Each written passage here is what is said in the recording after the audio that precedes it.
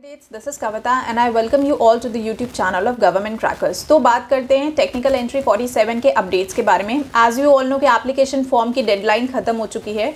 Role numbers have already been generated. तो जिन भी बच्चों के, जिन भी कैंडिडेट्स के अभी रोल नंबर्स अगर आपने नहीं देखे हैं तो आप अपना लॉग इन कर सकते हैं सेम जॉइन इंडियन आर्मी की वेबसाइट पे जाके, पोर्टल पे, और वहाँ पे आप अपना जब प्रोफाइल लॉग इन करेंगे तो वहाँ पे आप अपना एप्लीकेशन फॉर्म में देखेंगे तो रोल नंबर्स ऑलरेडी जनरेट हो गए हैं। अब रोल नंबर्स जनरेशन के बाद आती है बात कॉल लेटर की कि कॉल लेटर कैसे आएगा, शॉर्ट लिस्टिंग कैसे होगी। तो इसके लिए मैं बता दूं कि यूजुअली जो मैक्सिमम काउंटिंग होती है वो आपकी जेईई मेंस के बेसिस पे होती है। बात करूं मैं लास्ट TS46 एग्जामिनेशन की, तो TS46 एग्जामिनेशन में लास्ट टाइम मैक्सिमम स्टूडेंट्स को कॉल आई थी apart from that irrespective the 12th marks या परसेंटेज। तो अगर जो बेसिक एग्रीगेट अगर आप वो क्वालिफाई कर रहे हैं, यानी आप 70% मार्क्स आपके हैं ऑलरेडी एग्रीगेट मिला के PCM में, और अगर आपने जेईई मेंस का एग्जामिनेशन दिया है तो कहीं ना कहीं आप ये उम्मीद मान सकते हैं कि हाँ, आपको डेफिनेटली कॉल तो आएगी आएगी। मेन बात कहाँ आती है? मेन बात आती है आपकी SSB प्रिपरेशन की कि उसके आगे का क्या प्रोसेस होगा। तो देखिए, मैंने आपको बता दिया कि शॉर्ट लिस्टिंग ऑलरेडी अब स्टार्ट हो जाएगी क्योंकि आपके एप्लीकेशन के डेज क्लोज हो चुके हैं।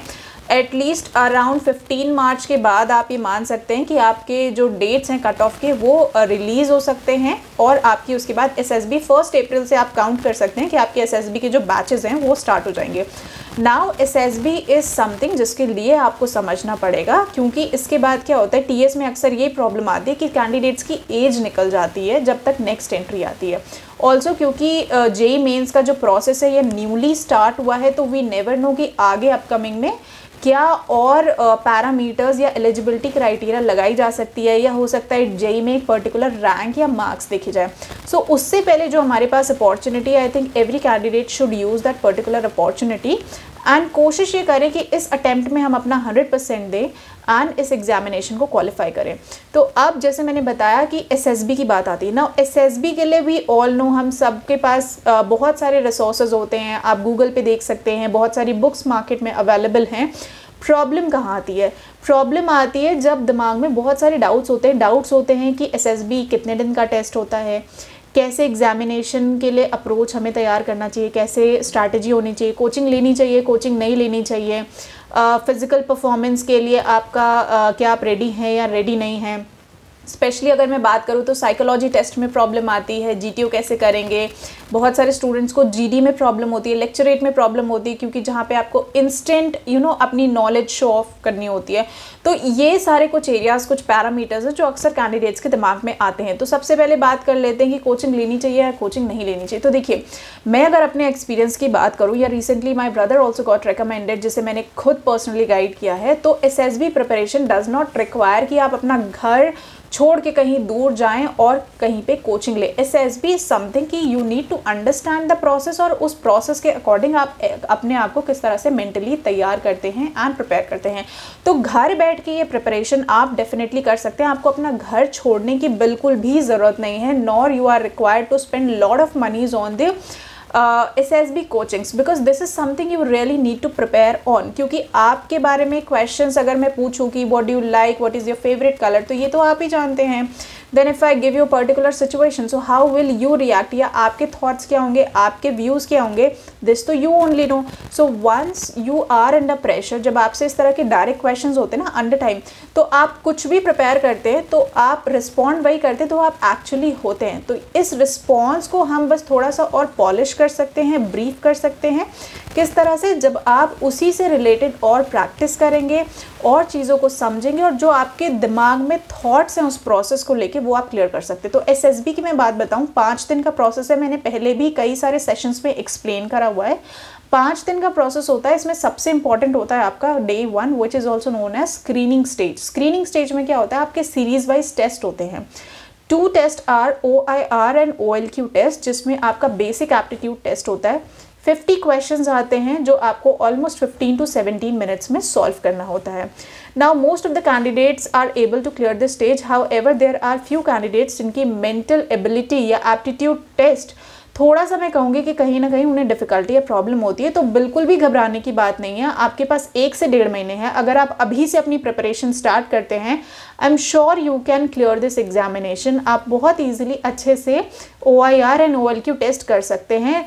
But the thing is that start doing it now, अभी से प्रिपेयर करना शुरू कर दीजिए। Second is about your PPDT test. Now PPDT test में सबसे इंपॉर्टेंट होता है आपको time management and writing practice करना। अपार्ट फ्रॉम दैट जो आप थीम लिखते हैं स्टोरी का, that is also very much important. तो वो थीम, वो आइडियाज़, वो थॉट्स कब आएंगे? जब आप उनसे रिलेटेड प्रैक्टिस करेंगे, जब आप अच्छा सोचेंगे, जब जितनी ज़्यादा आप स्टोरीज़ का प्रैक्टिस करेंगे, जितनी ज़्यादा आप थीम्स लेके आएंगे, जितने आप इनोवेटिव आइडियाज़ लेके आएंगे। So these are few factors which will make you stand of the crowd. Apart from that एक और जो चीज़ जिस पे आपको इम्पॉर्टेंटली काम करना होता है वो होता है आपके कम्युनिकेशन स्किल्स पे, which is again a very important aspect in defence services.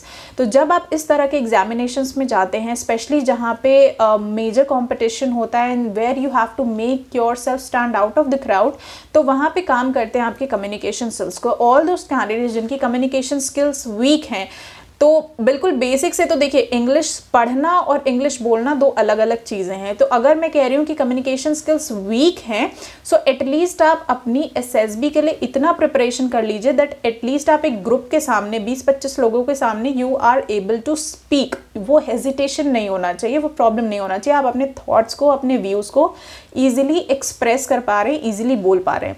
इसके बाद जब आप इस स्टेज को क्लियर करते हैं तो आप फर्दर सिलेक्शन सेंटर में स्टे करते हैं एंड उसके बाद आपके होते हैं साइकोलॉजी टेस्ट। GTO के 9 पार्ट्स होते हैं, 9 एग्जामिनेशंस होते हैं। Then you have your conference and then thereafter अगर आप फर्दर रिकमेंड होते हैं तो यू हैव योर मेडिकल्स।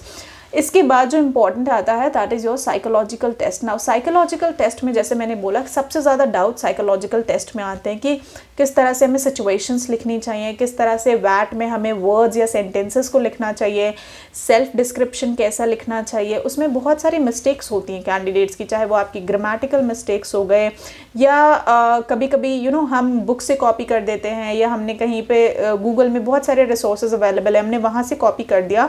और प्रॉब्लम ये होता है कि all these things do not match with our personality. जब हम इंटरव्यू देते हैं और जो हम लिख के आते हैं तो ये सारी चीज़ें मैच नहीं करती हैं। तो बहुत ही स्ट्रैटेजिकली आपको डील करना होता है the way what you are speaking in front of the interview officer और जो आप लिख के आ रहे हैं। तो ये सारी चीज़ें, किस तरह से आपको बोलना है, क्या स्ट्रैटेजी बनानी है, कैसे सेंटेंसेस यूज़ करने चाहिए, कितने वैट्स करने चाहिए, कितने SRTs करने चाहिए, यानी जो भी कॉमन डाउट्स हैं SSB इंटरव्यू के, वो सब आपको इस प्लेटफॉर्म पे अवेलेबल मिलेंगे। तो there is an app that is government crackers, जो मैंने पर्सनली ऑलरेडी लॉन्च किया हुआ है एंड बहुत सारे स्टूडेंट्स इस ऐप के थ्रू SSB कोर्स में एनरोल करके और उन्होंने काफ़ी अच्छा परफॉर्म किया है। 100 of them have been recommended. Specially अगर आप देखें तो TS के बहुत सारे कैंडिडेट्स रिकमेंड हुए हैं। Recently my brother also have got recommended. So I am telling you with all these experiences, जो इतने सारे कैंडिडेट्स रिकमेंड हुए हैं, personally I have been also recommended by army and air force both. तो मैं आपको ये बता रही हूँ कि जो भी कंटेंट इसमें है, ये सबका एक डिटेल रिसर्च, एक एनालिसिस है जिसमें आपको पर्सनल ओवर गाइडिंग होगी, ओवर ब्रीफिंग होगी।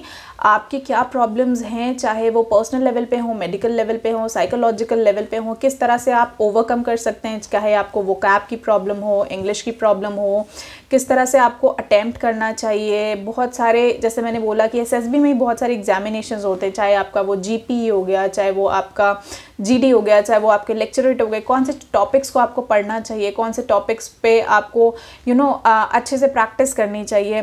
प्रैक्टिस मटीरियल अगर मैं बात करूँ कि SSB के प्रैक्टिस मटीरियल्स मार्केट में कहीं पे भी अवेलेबल नहीं होते, but we have this platform government crackers का ऐप जिसपे everything is available and the best thing is that you all can get connected to me directly और आप अपने प्रॉब्लम्स डिस्कस कर सकते हैं, आप अपनी स्टोरीज शेयर कर सकते हैं, जहाँ पे मैं आपकी स्टोरीज का इन डिटेल एनालिसिस करती हूँ, उसमें से मिस्टेक्स बताती हूँ, आपकी कंप्लीट साइकोलॉजी पे I'll be working out, I'll be guiding you throughout your journey of preparing your SSB examinations. तो ये सब कुछ आपको अवेलेबल मिलेगा only on the app of Government Crackers and for further details आप definitely सब्सक्राइब करते सकते हैं YouTube चैनल Government Crackers को।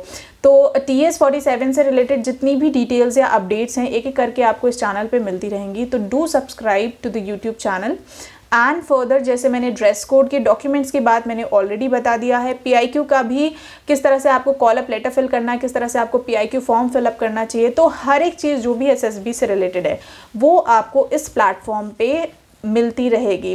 सो stay tune to the channel and जो भी आपके डाउट्स हैं या जो भी आपके कमेंट्स जो भी आपकी प्रॉब्लम्स है आप कमेंट करके डेफिनेटली इस सेशन में बता सकते हैं and I will be addressing all those doubts in the upcoming session. तो I hope this session was useful for you. Till then, Jai Hind.